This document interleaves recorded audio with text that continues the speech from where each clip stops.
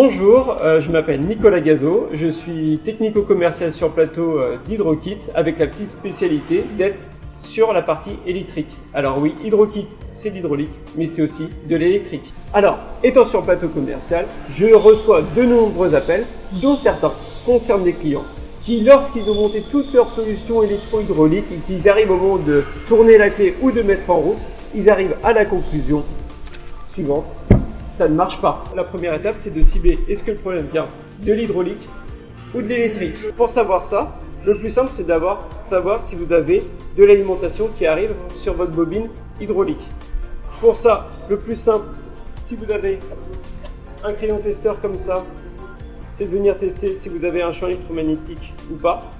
Donc là, on voit facilement que oui. Ou tout simplement en démontant la prise Hirschmann. On peut avoir accès comme ça bien plus facilement au fil et on peut mettre ainsi son multimètre. Là on voit qu'on a une tension supérieure à 12 volts. Lorsqu'on a 12 volts sur la bobine, ça veut dire qu'on vient alimenter correctement l'hydraulique.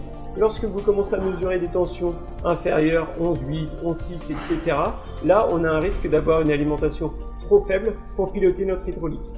Là, dans ce cas-là, il faut aller voir au niveau de l'alimentation pour la contrôler. C'est ce qu'on va faire par la suite. Une fois qu'on a testé notre prise, alors dans les deux cas, soit on n'a pas d'alimentation, soit comme je vous le disais tout à l'heure, on a une alimentation un peu faible, 11,8, 11,6, voire moins.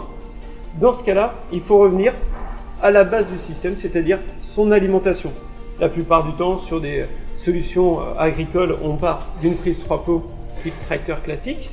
Donc si vous avez une prise de ce type-là, soit vous venez tester directement à l'arrière de la prise si vous avez bien vos 12 volts ici, ou directement même sur la prise femelle du tracteur. Après, si vous montez votre propre système, aujourd'hui il y a des nouvelles prises comme ça qui existent, qui permettent, lorsque c'est alimenté correctement, d'être allumé en vert.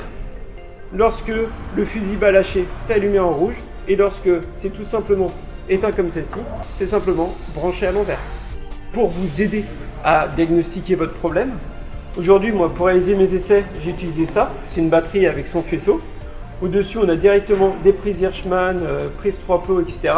Et là, avec tous ces éléments-là, on va pouvoir soit alimenter notre système complet grâce à cette batterie-là, ou utiliser la prise Hirschmann pour venir piloter directement nos fonctions et voir si hydrauliquement ça fonctionne ou pas. Donc normalement, grâce à cette vidéo, vous allez pouvoir résoudre à peu près 80% de vos cas, de vos problèmes électriques sur les boîtiers basiques et on aura enfin répondu à la question pourquoi ça ne marchait pas. Et n'oubliez pas, Hydrokit est là pour vous simplifier la vie.